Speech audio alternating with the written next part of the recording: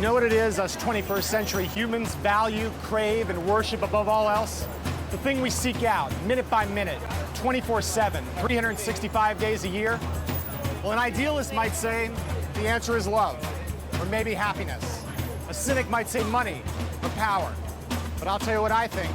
After watching my fellow bipeds shamble around this spinning rock low these many years, I say the deepest human impulse, the most profound desire and need, is for communication. But right now, at this moment, communication is changing. In the old days, the way our culture talked to itself, all the stuff we read and watched and listened to, was controlled by the bigwigs who ran newspapers and TV networks, the movie bosses and music moguls. The big shots decided not just what information you could have, but when and where you could have it, and how much you had to pay for it, too. I'm John Heilman, and I'm here to tell you about a communications uprising that's happening all around us. An incendiary revolt of the little guy that has the assembled forces of big media quaking in their tasseled loafers. A revolt being propelled by, what else? The World Wide Web. To bring you this tale, I've explored the infinite expanses of the internet, from its busiest quadrants to its most barren haunts.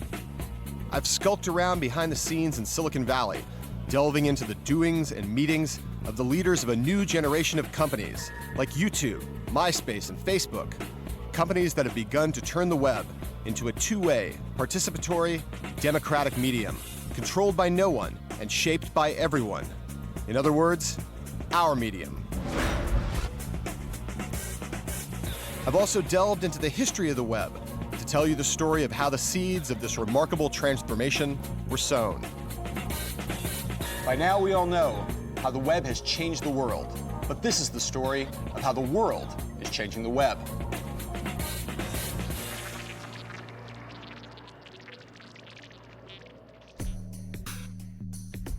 This is Silicon Valley, California, and these dudes are Chad Hurley, Kevin Rose, and Jay Adelson.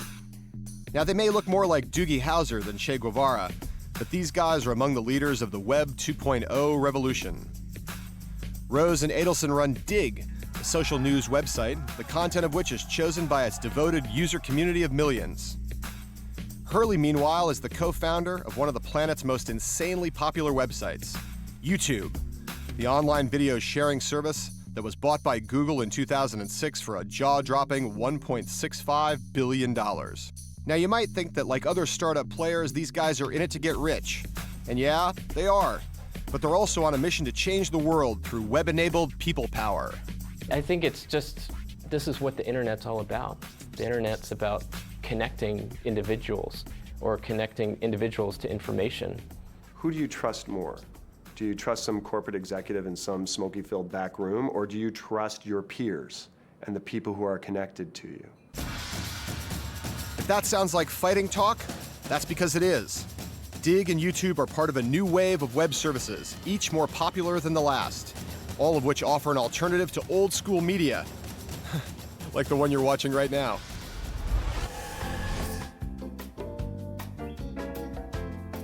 Until very recently, the old television order operated according to a set of ancient and antiquated customs. Incredibly charismatic and slightly obnoxious, guys like me would travel around the world with huge expense accounts and even bigger salaries, getting ourselves filmed by guys like these. For the average person, the TV industry was impossible to get into. It was a clubby system that decided on its own what would get on the air. Them two, in other words. But not anymore. Today, the TV industry is being blown wide open, made accessible to everyone, all because of YouTube and a transformation summed up by its two-word slogan, broadcast yourself. Before, it was just the traditional media companies that would control the gates of distribution.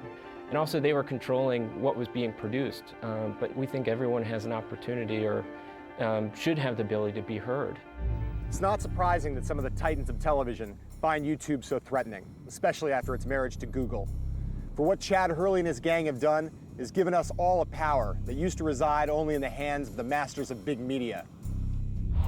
They've given each and every one of us our own personal broadcast tower from which we can transmit our home video creations, be they brilliant or utterly moronic, to a potential audience of millions. Over at Digg, a similar kind of experiment is underway. Only here the subject isn't frivolous TV entertainment, but that most self-serious of subjects, news. Like a newspaper, Digg is full of the latest goings-on from around the world. But what lands on Digg's front page isn't decided by some stripy-shirted, ink-stained Ben Bradley wannabe. It's decided by you, the user.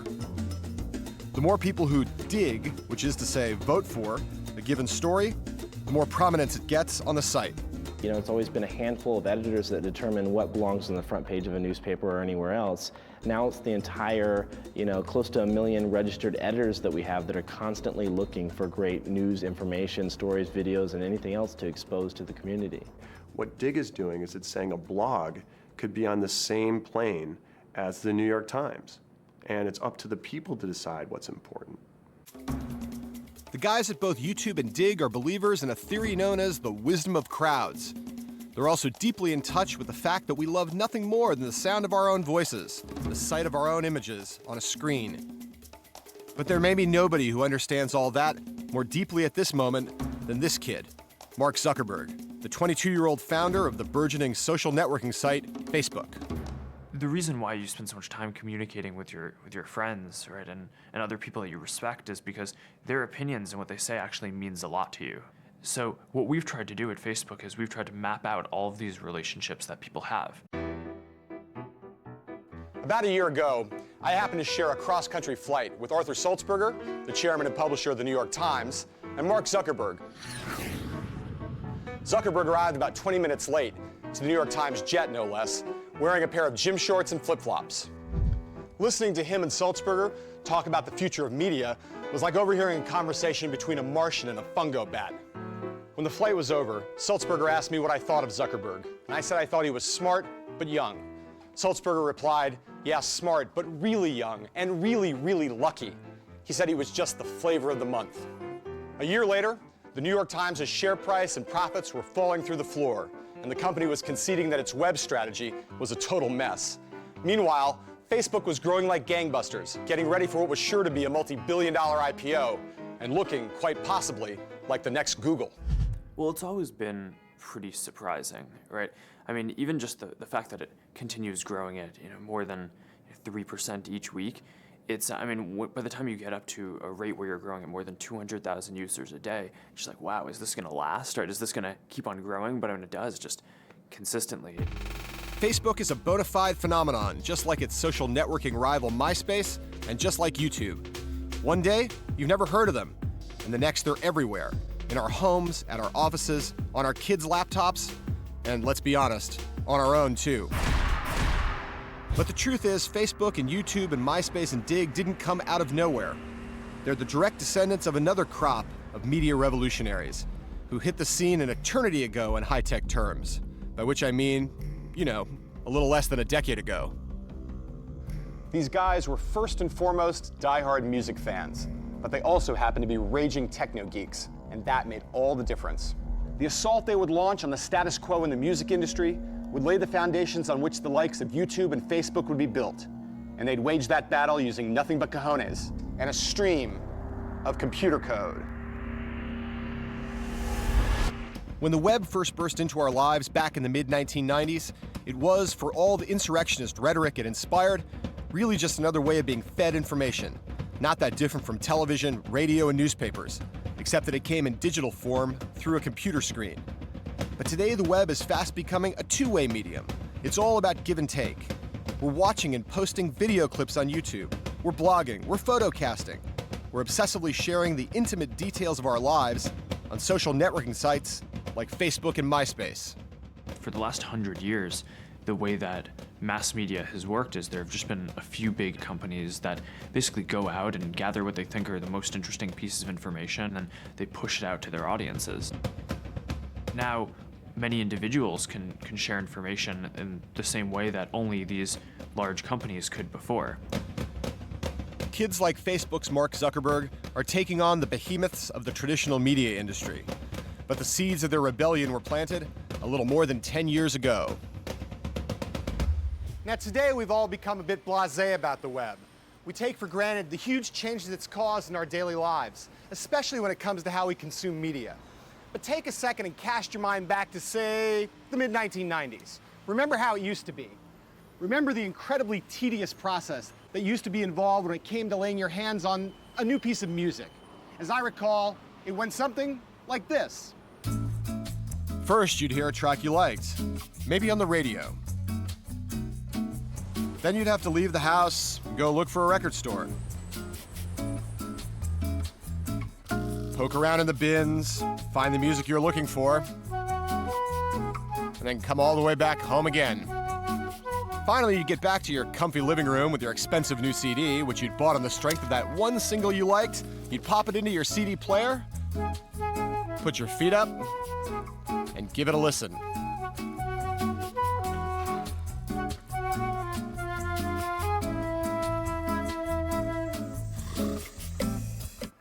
And more often than not, you'd find out that the rest of the CD was complete and utter crap. But that's the way it was in those days, and there was nothing you could do about it. Or at least that's what most of us thought. But tucked away in the college dorms and suburbs of America were some folks who thought differently.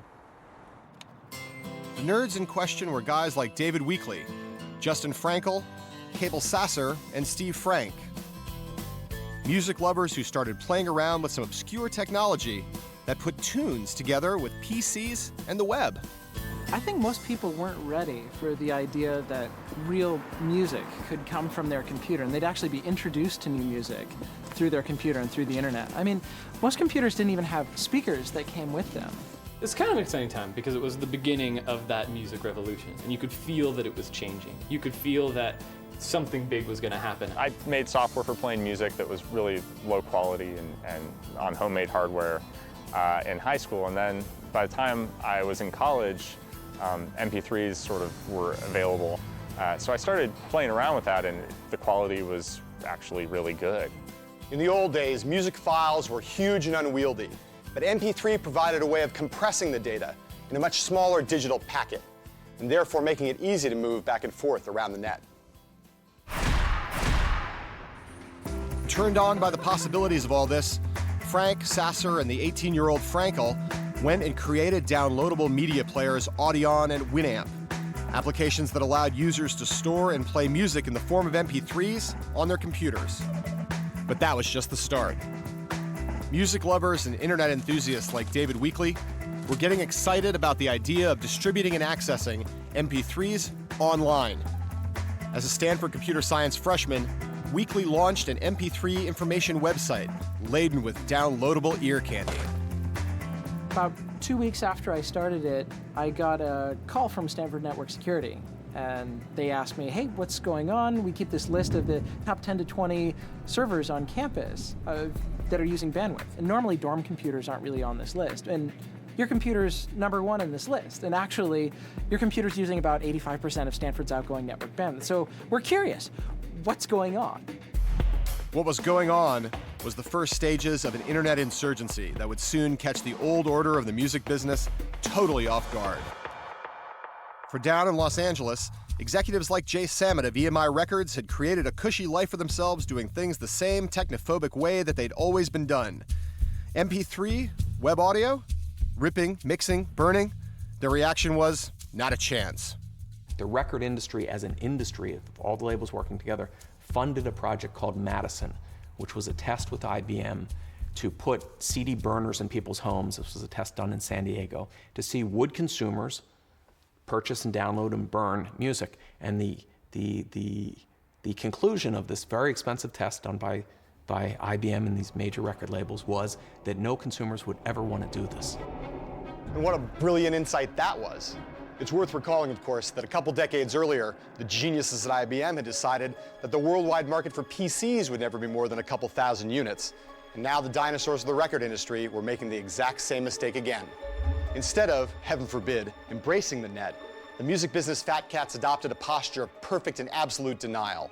Under no circumstances would they allow any of the copyrighted material of their artists to be circulated anywhere on it. But as the industry would soon discover, like every other parent eventually does, the kids of America didn't really care whether they had permission or not. The idea that music could be distributed on the web and freed from the rule of the record industry was about to go mainstream in a massive way. Amidst a frenzy of downloading, that would ultimately pave the way for services like YouTube.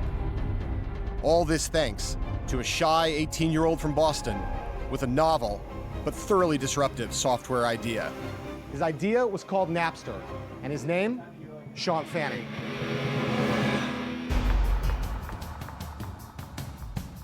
Back in 1999, Fanning was studying at Boston's Northeastern University. He liked to play guitar and, like his friends, surf the web for downloadable music. My roommate in college was really into rap music and would download all sorts of obscure rap, and he'd have his friends over on the weekends and we'd party, and they were all interested in getting access to his music or figuring out how to get music in the same way that he did. But he put so much time into finding tracks, it was such a pain that he would skip class to do it. And if he found a good site, he would skip, an entire day worth of classes just to make sure he got everything he wanted. What Fanning and his friends were finding was that while it was technically possible to share and download each other's music, even with MP3, it was a royal pain, interminable and unreliable. And even then, you had to know something about computer programming to pull it off. And how many kids were like that? This gave Sean Fanning a big idea. I mean, really big. So big that its repercussions are still rippling all throughout the internet and the entertainment industry today. I started to come to the realization that there were all of these people with music collections that had music that other people would be interested in, and they wanted to share them. And the logical way to solve that and some of the reliability issues was to do something that created what was essentially a peer-to-peer architecture. So how did this peer-to-peer system work? Well, Napster allowed its users to let their PCs talk and share stuff with the computers of other users. This meant that as long as someone somewhere had an MP3 of the song you wanted, all you had to do was fire up Napster, type in the name of the song, and it would be downloaded onto your hard drive straight from theirs. Napster was kind of built out of necessity. I really wanted to use what I was building. And he wasn't alone, because Fanning, a kid too young to buy a drink in most American states, was about to spark a phenomenon and cause one of the most heated controversies in the history of technology. These days, the ability to share and access all forms of content via the web is commonplace, ho-hum. But back in the middle to late 1990s, it was still mostly a dream, a hope, a theory. But all that was about to change, thanks to a 19-year-old college kid named Sean Fanning, who was working on a piece of software that would allow web surfers to share their record collections online. In June 1999, Fanning finished hacking up the code for Napster. It was the first program he'd ever written. He gave it to a couple dozen of his friends that he met through online chat rooms and told them, hey, just don't spread this around. But once they got their hands on it, they couldn't resist. Within a week, some 10,000 people had downloaded Napster, unleashing a revolution that promised a future in which the record shops of the world looked something like this.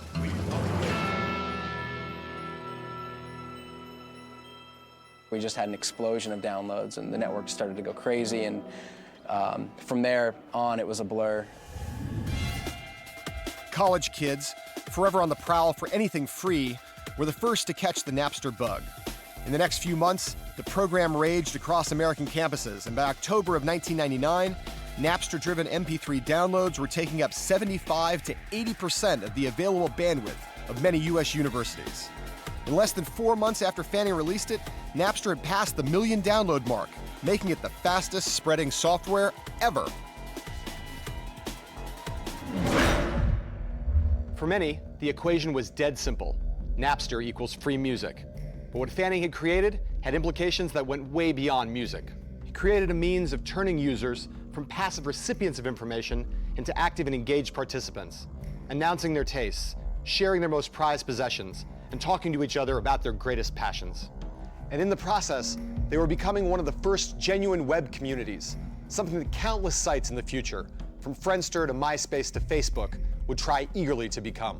It was one of those things where just something as simple as seeing someone downloading a particular track from you and being able to right-click on them and message them and talk to them about the track was something that became so powerful, and it wasn't really possible before Napster. With Silicon Valley venture capitalists pounding at the door, Fanning picked up and moved out west to California, turning Napster from a hobby into an official business. The future looked bright for the fledgling service, but there was just one little problem. Napster's unprecedented success hadn't passed unnoticed by Hillary Rosen, the head of the Recording Industry Association of America, an organization set up to represent the interests and protect the revenues of the music business. Rosen was known as one tough cookie, and she wanted a word with Fanning. We called Napster and said, wow, cool idea. Did you know it's illegal? And really, no, it can't be illegal. This is, well, okay, yeah, maybe it is. Tell us what you want us to do. He says, well, you're really going to have to filter out the copyrighted songs on your site. Well, how do we know what's copyrighted? Well, pretty much if it says Rolling Stone, if it's a Rolling Stone song, you can imagine it's copyrighted. It didn't matter how cool and cutting edge it was. As far as the music industry was concerned, using Napster to trade files online for free was the same as going into a record store and stealing a bunch of CDs. And with millions of files being traded online every day, this was shoplifting on a vast and epic scale. Fanning's face now adorned the newsstands of America, and millions of people were flocking to Napster. But there was trouble on the way. Angry at seeing their music being shared and distributed for free on the internet, scary, hairy, and disgustingly rich rock acts like Metallica took action. And so too did Rosen and the RIAA, filing a lawsuit against Napster that promised to have profound implications for the role of copyright in the digital age. After a furious, bitter legal battle that took place here at the Ninth Circuit Court of Appeals, amid a massive swarm of press from around the world, in July 2001, a verdict was rendered. Napster had to be shut down immediately. The music business had won, at least for now, but it had also shown itself to be a reactionary force. Rather than embracing the future, it had panicked and declared war on its customers, calling them outlaws rather than what they really were, fans. With its vindication in the courts, the music industry could claim a victory in its war against file sharing. It had shut down Napster and sent Sean Fanning packing. And it encouraged Steve Jobs and Apple to create the iTunes Music Store, where songs were sold for 99 cents apiece, with strict copy protection that made the labels very happy. But with the benefit of hindsight, the music industry's alleged triumph seems more like a hollow, Pyrrhic victory. Did shutting down Napster halt the decline in music sales? No. They just continued their long and steady downward spiral. Did shutting down Napster stop illegal file trading in its tracks? No. Services like Kazaa simply picked up where Napster left off, fueling even more trading in pirated tracks. Well, okay then, you might say, at least the lawsuit sent a shot across the bow of Silicon Valley on behalf of the entire entertainment industry, a stern warning to every impudent punk kid that trading in copyrighted material would not be tolerated. Maybe so, but that warning really didn't seem to have its desired effect. In fact, just a few years later, a new startup arose in Silicon Valley that was strikingly Napster-esque, except that it traded in video instead of music, and would become much, much bigger than Napster ever was. Around the turn of the millennium, Napster revolutionized media distribution, aroused the passions of millions of music fans, got users to start actively participating in the web, put the fear of God in the music business, and then was basically destroyed for its trouble. But while the courts may have said that Napster broke the law, it also broke new ground. Ground that a new generation of 21st century web startups would soon rapidly lay claim to. The best known of those startups, of course, is YouTube, which in the past couple years has become a worldwide sensation, in no small part by being a place where people can go to view countless clips from popular TV shows, shows produced and owned by giant media companies such as Viacom. So how have those companies reacted to this borrowing of their content? Well, recently I interviewed Philippe Dauman, Viacom's CEO, and what he had to say about YouTube carried distinct echoes of the Napster controversy. It's a very high-quality company, a lot of very, very smart people. They can do things very quickly when they want to. And I guess they haven't wanted to until this point, but maybe they will want to in the future and will want to join the consensus that they need to be a part of. Dauman's obvious unhappiness has expressed itself in legal form. Viacom has launched a $1 billion lawsuit against YouTube, accusing the site of, quote, brazen disregard for intellectual property law because of the copyrighted material that appears on the site. You might be tempted to ask, have these people learned anything? And to answer, I guess not. Even though YouTube will take down any copyrighted material, as soon as the owner asked it to. And even though YouTube is trying hard to come up with an easier system, Dauman's fears seem undiminished. But bringing YouTube to heel won't be as easy as shutting down Napster was. Because unlike Napster, YouTube is no longer some underfunded startup. It's got a deep-pocketed sugar daddy in the form of the search giant Google, which acquired YouTube at the end of 2006. I think it definitely would have been hard, to say the least, without Google's resources in place to deal with the level of interest in our company from the larger media players. YouTube may have become the largest target of the old guard's attempt to protect its flank. But while the service has indeed become a place where millions of people post and share copyrighted material, that may not be the most significant threat that YouTube poses to big media. I think what they're feeling is just the effects of the internet, is that the internet opens up new opportunities for distribution that they don't necessarily control. And people have the opportunity to create their own content. And people are entertaining themselves. I think at the end of the day, that's what it comes down to. Sometimes they feel threatened by the fact that people would rather watch themselves than to watch their content. From its inception, YouTube has been at the forefront of the movement towards user-generated content. It offered a platform for people to express their creativity and indulge their vanity, and people went wild for it, posting countless online videos of wildly varying quality. But YouTube wasn't alone. With the rise of sites like Craigslist and Flickr, Dig and Match.com, posting online video was just one of many ways in which people became active players in an increasingly two-way web. They shared their music. They sold their stuff. They posted pictures of themselves when they tried to get a date. With this shift in attitude, a new era began on the internet, an era where content was created by the crowd in all its wisdom and stupidity, an era that would come to be known as Web 2.0.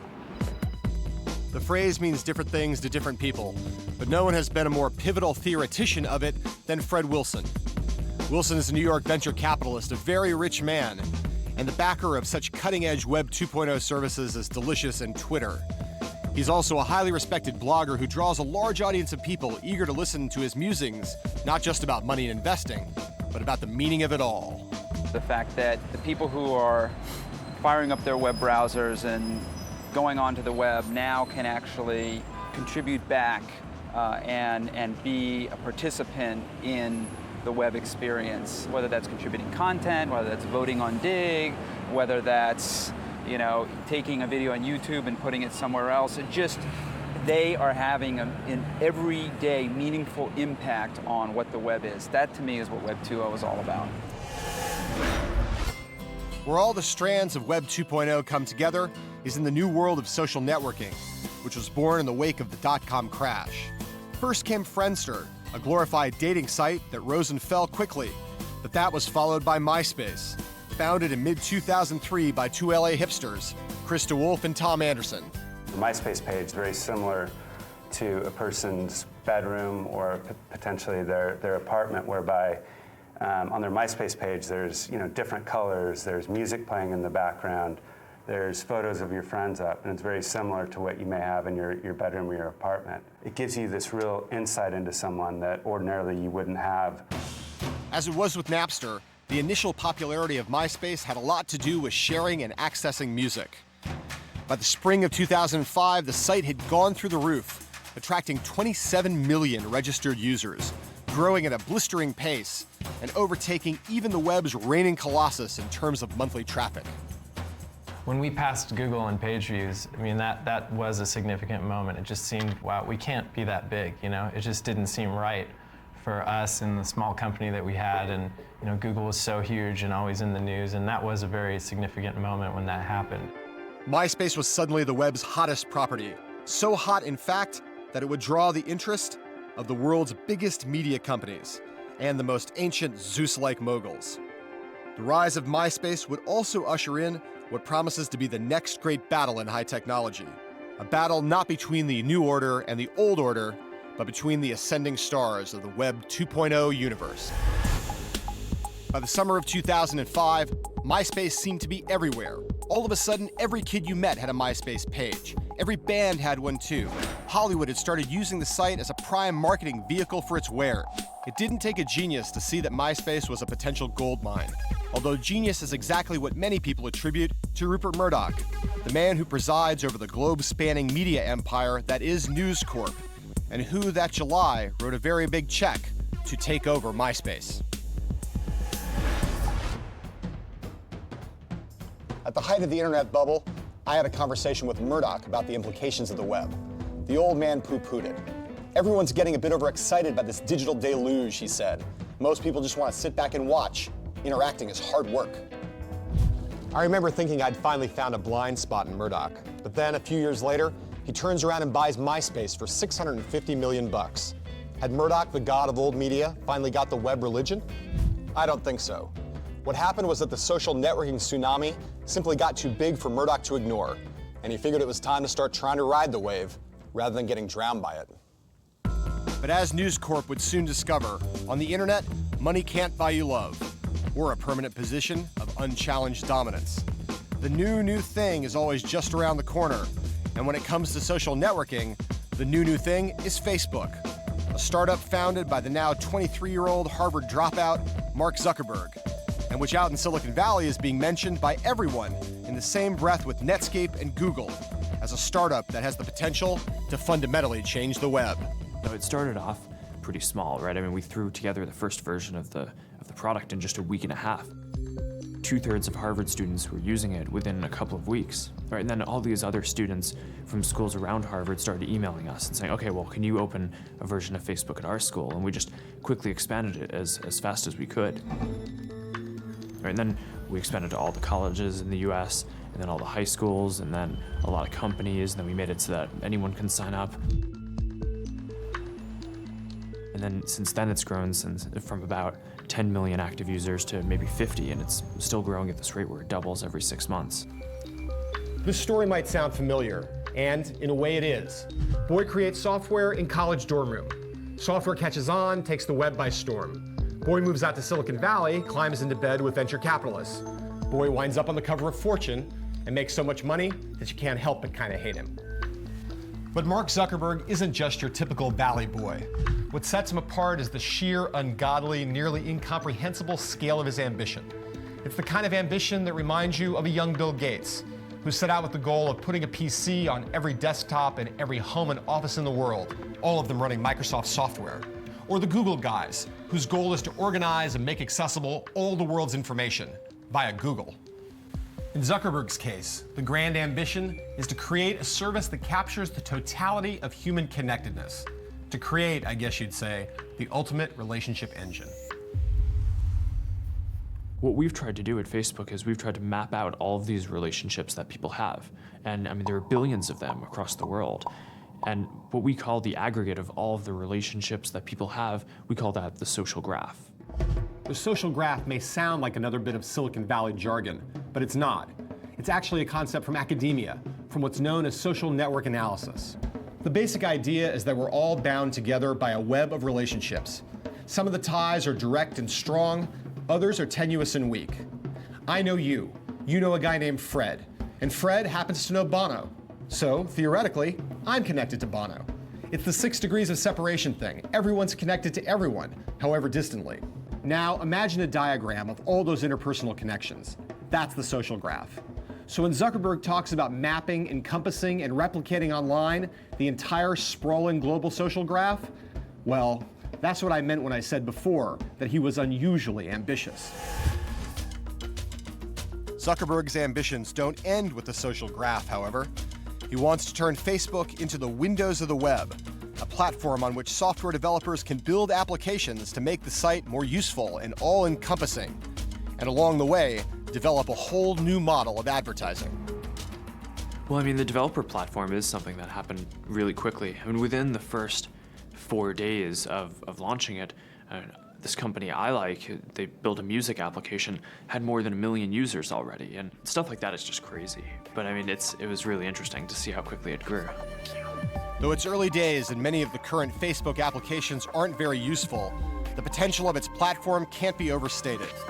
That's one big reason why Microsoft wasn't just willing, but eager to part with $240 million for just 1.6% of Zuckerberg's company late last year. Whether Zuckerberg will become the new Bill Gates of the web, of course, remains to be seen. For one thing, his new ad platform may flop. For another, MySpace is hardly giving up without a fight. Though Facebook is growing at a staggering rate, MySpace is still bigger, and DeWolf and Anderson, with Murdoch's backing, plan to take on Facebook head-on. Thus are we about to witness the next great Donnybrook of the web. Facebook versus MySpace, the Valley Geeks versus the Hollywood Slicksters. But even with Rupert Murdoch lurking behind the scenes, bolstering MySpace as best he can, this is a novel kind of fight. Not old media versus new media, but new versus new. Two purebred Web 2.0 startups tangling for supremacy. A battle in which the most important creative assets are all of us, the amateurs. Which side will win? Maybe both, or maybe neither. With the rise of Web 2.0, everything is up for grabs. Money is flowing, deals are being done, millionaires are being minted overnight. But what's happening today also highlights the true significance of the web that first emerged way back in the days of Napster. The way it's put fantastic power in the hands of individuals. And while this power can be turned into profit, there are those whose aspirations are deeper, more altruistic. They're the people behind sites like Craigslist and Wikipedia. People who can't be bought. As the traditional media have watched the emergence of the two-way web, their denizens have begun to wonder and even fret about the future of their industries and themselves. And among the most fretful have been my pals who work in places like this, in the world of professional journalism.